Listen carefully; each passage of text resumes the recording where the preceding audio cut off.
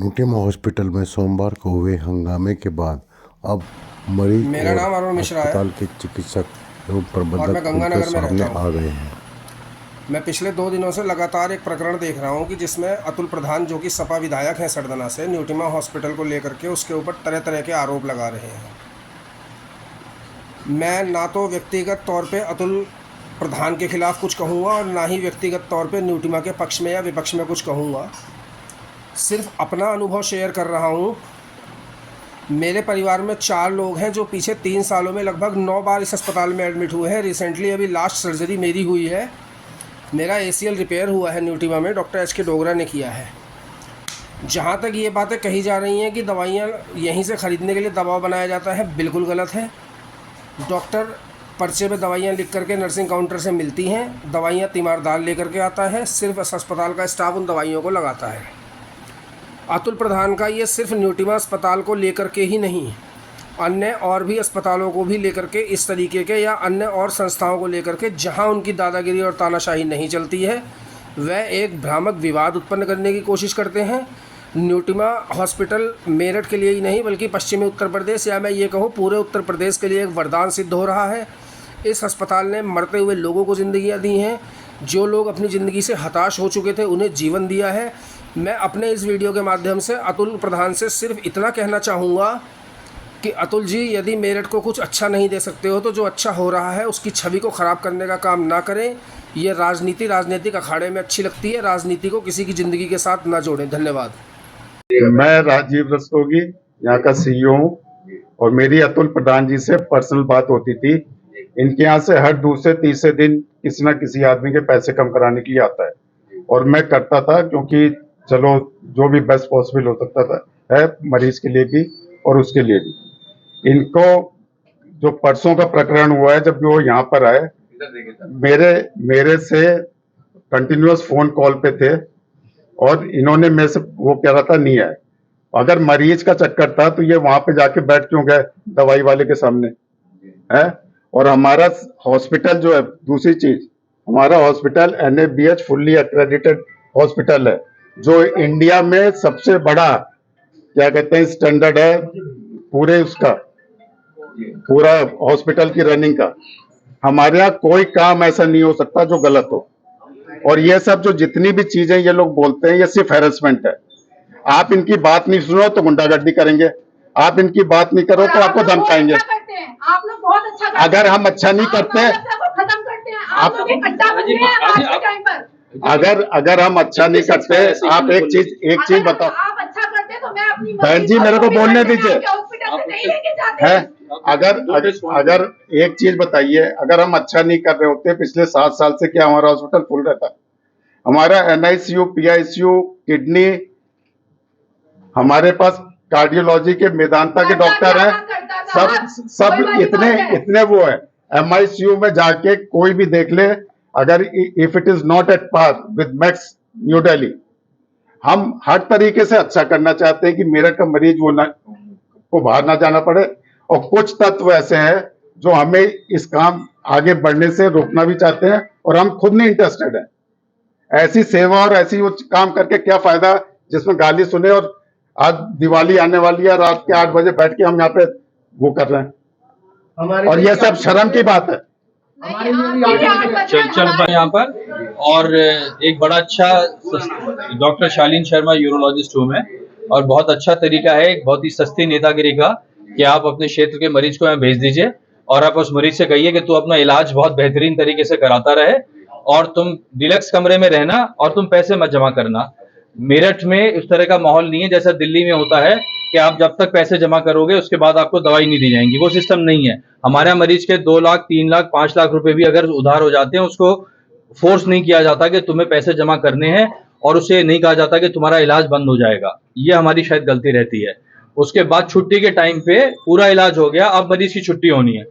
अब एक बहुत ही बड़े नेता यहाँ आ जाते हैं और अब उनको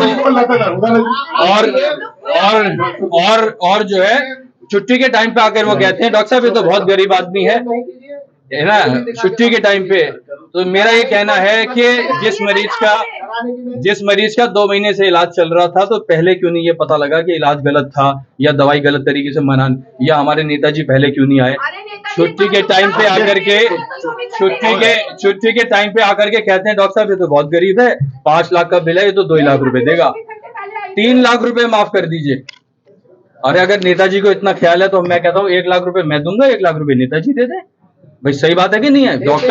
डॉक्टर अपनी मदद करते हैं। अगली बार अतुल प्रधान जी जब भी यहाँ आए, जितना बकाया हो 50% न्यूट्रिमा के डॉक्टर देंगे, 50% नेताजी दे दें। हमारा तो ये कहना है। और दूसरी बात यह है कि नेताजी छुट्टी के टाइम पे क्यों आते हैं, कभी भी पहले क्यों नहीं आए? और मैं ऐसे कई किस्से बता दूंगा जिसमें मरीज डिलक्स रूम में भर्ती था, एसी कमरा लिया मरीज ने, पैसे नहीं जमा किए, छुट्टी के टाइम पे आकर के अतुल प्रधान जी ने कहा कि जी ये तो जो है बहुत गरीब मरीज है, पैसे नहीं जमा कर सकता। तो देख लीजिए, जो वास्तविकता है वो जांच में सामने आएगी और जो उचित है वो काम होना चाहिए। इसमें जो भी दोषी है उसको सामान्य निरीक्षण करने के लिए क्या मामला था, क्यों निरीक्षण हो रहा है? अतुल प्रधान जी ने कंप्लेन करी है हमारी कि हम दवाइयों में गलत तरीके से भेजते हैं और पेशेंट को जबरदस्ती बोलते हैं कि दवाई यहाँ से ले वो।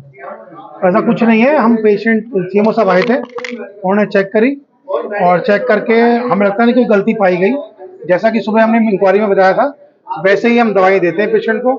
पेशेंट आते हैं, भर्ती होते हैं और पेशेंट को दवाई देने के बाद, पर्चा देने के बाद पेशेंट को स्वतंत्र होता है जहां मर्जी दवाई ले पेशेंट, और वो पेशेंट लेने के जहां हमसे लेना चाहे हमसे ले ले, और पेशेंट चाहे तो बाहर से लेना चाहे बाहर से ले।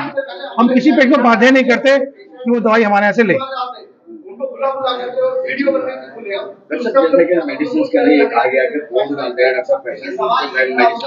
जो विधायक जी ने कोर्ट की बात की है वो कोर्ट बिल का नंबर है, बिल नंबर